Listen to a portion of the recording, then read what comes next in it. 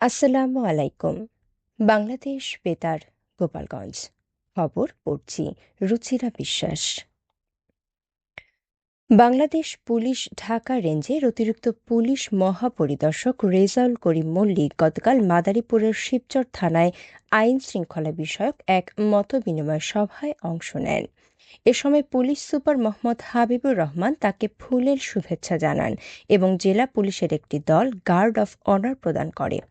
সভায় পুলিশ সদস্যরা দায়িত্ব পালনের বিভিন্ন সমস্যা ও সুযোগ সুবিধার বিষয় তুলে ধরলে অতিরিক্ত আইজিপি সেগুলো সমাধানের আশ্বাস দেন।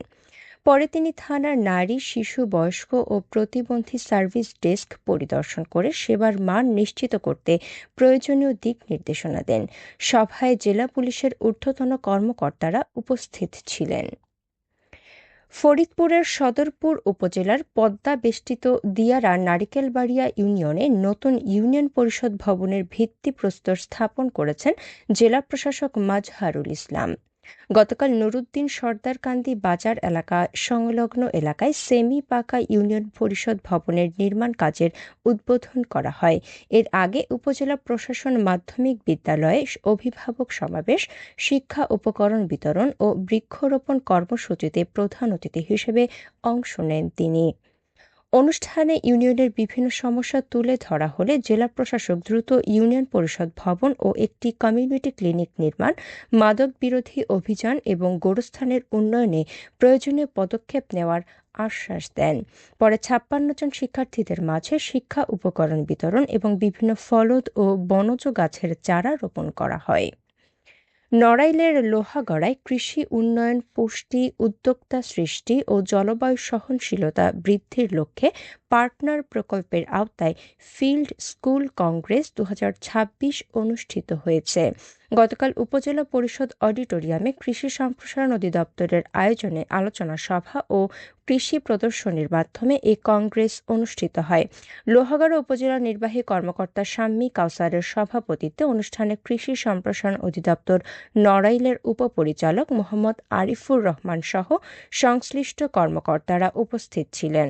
বক্তারা কৃষি উৎপাদন বৃদ্ধি, উৎপাদন খাদ্য, নিরাপদ খাদ্য উৎপাদন, পুষ্টি সচেতনতা, কৃষিভিত্তিক উদ্যোক্তা সৃষ্টি এবং টেকসই কৃষি ব্যবস্থার গুরুত্ব তুলে ধরেন। অনুষ্ঠানে উপজেলার বিভিন্ন ইউনিয়নের প্রায় ৭০ জন কৃষক অংশ নেন। শেষে অতিথিরা কৃষি বিষয়ক বিভিন্ন প্রদর্শনী পরিদর্শন করেন। ফরিদপুরের সালথা উপজেলায় বর্তমান সরকারের উন্নয়ন কার্যক্রম ও নারী উন্নয়ন বিষয়ে জেলা তথ্য অফিসের উদ্যোগে নারী সমাবেশ অনুষ্ঠিত হয়েছে। গতকাল সালথা সরকারি মডেল মাধ্যমিক বিদ্যালয়ের হল রুমে আয়োজিত এ সমাবেশে প্রধান অতিথি ছিলেন উপজেলা নির্বাহী কর্মকর্তা দবির উদ্দিন। সভাপতিত্ব করেন জেলা তথ্য অফিসের সিনিয়র তথ্য কর্মকর্তা মোহাম্মদ মোজাম্মেল হক। অনুষ্ঠানে বিদ্যালয়ের প্রধান শিক্ষক মোহাম্মদ খায়রুল বাশার, স্থানীয় সুধীজন, শিক্ষক ও নারী প্রতিনিধিরা উপস্থিত ছিলেন। প্রায় ২০০ জন নারী এতে অংশগ্রহণ করেন। সমাবেশে সরকারের বিভিন্ন উন্নয়ন কার্যক্রম, নারী ক্ষমতায়ন ও সামাজিক অগ্রগতির বিষয়ে আলোচনা করা হয়। বক্তারা বলেন, এ ধরনের প্রচার কার্যক্রম সরকারের উন্নয়ন বার্তা জনগণের কাছে পৌঁছে দিতে গুরুত্বপূর্ণ ভূমিকা রাখে। গোপালগঞ্জের সদর উপজেলার উলপুর বাজারে সরকারি খাস জমি দখল করে নির্মিত ৩টি অবৈধ স্থাপনা উচ্ছেদ করেছে প্রশাসন। গতকাল সহকারী কমিশনার রুহুল আমিন শরীফের নেতৃত্বে টেকেরহাট গোপালগঞ্জ আঞ্চলিক মহাসড়ক সংলগ্ন উলপুর বাজারে এ উচ্ছেদ অভিযান পরিচালনা করা হয়। প্রশাসন জানায়, কয়েকজন ব্যবসায়ী বন্দোবস্ত ছাড়াই সরকারি খাস জমিতে স্থাপনা নির্মাণ করেছিলেন। ইউনিয়ন ভূমি অফিসের বাধা উপেক্ষা করে কাজ চালিয়ে যাওয়ায় অভিযান চালিয়ে ৩টি অবৈধ স্থাপনা ভেঙে সরকারি জমি দখলমুক্ত করা হয়। তিনি আরও বলেন, স্থাপনার মালিকদের না পাওয়ায় তাদের বিরুদ্ধে তাৎক্ষণিক শাস্তিমূলক ব্যবস্থা নেওয়া সম্ভব হয়নি। অভিযানে ভূমি অফিস ও আইনশৃঙ্খলা রক্ষাকারী বাহিনীর সদস্যরা উপস্থিত ছিলেন। মাদারীপুরের রাজৈরে জেলা গোয়েন্দা পুলিশের অভিযানে ১৫০ পিস ইয়াবা সহ ৫ মাদক কারবারিকে গ্রেফতার করা হয়েছে।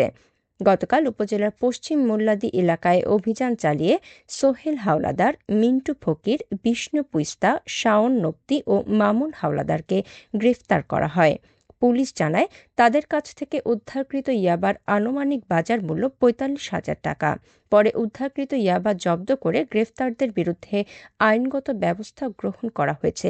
জেলা পুলিশ জানিয়েছে, মাদক, কিশোর গ্যাং, সন্ত্রাসী ও চাঁদাবাজদের বিরুদ্ধে এ ধরনের অভিযান অব্যাহত থাকবে। গোপালগঞ্জের মুকসুদপুরে ট্রাক ও কাভার্ড ভ্যানের মুখোমুখি সংঘর্ষে মাসুদ রানা নামে এক হেলপার নিহত হয়েছেন। তিনি ফরিদপুরের নগরকান্দা উপজেলার আব্দুর সাত্তারের ছেলে। গতকাল ঢাকা খুলনা মহাসড়কের সেবা গ্রিন লাইন ফিলিং স্টেশন সংলগ্ন এলাকায় এ দুর্ঘটনা ঘটে। প্রত্যক্ষদর্শীরা জানান, একটি মালবাহী ট্রাকের সঙ্গে বিপরীত দিক থেকে আসা কাভার্ড ভ্যানের সংঘর্ষ হলে ভ্যানের হেলপার মাসুদ রানা গুরুতর আহত হয়ে গাড়ির ভেতরে আটকা পড়েন। পরে ফায়ার সার্ভিস ও পুলিশ তাকে উদ্ধার করে মুকসুদপুর উপজেলা স্বাস্থ্য কমপ্লেক্সে নিয়ে গেলে চিকিৎসক তাকে মৃত ঘোষণা করেন। মুকসুদপুর থানার ওসি আবদুল্লাহ আল মামুন ঘটনাটি নিশ্চিত করেছেন এবং পুলিশ ঘটনা কবলিত যানবাহন দুটি জব্দ করেছে। সবশেষে আবহাওয়া।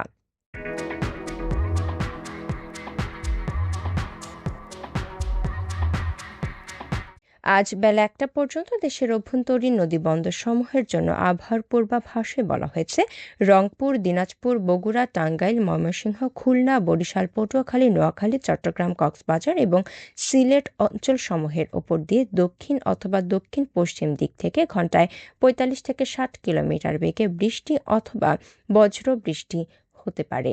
এসব এলাকার নদীবন্দরসমূহকে ১ নম্বর সতর্ক সংকেত দেখাতে বলা হয়েছে। খবর শেষ হলো। আমাদের পরবর্তী খবর প্রচারিত হবে সকাল ১০টা বেজে ৩০ মিনিটে বাংলায়।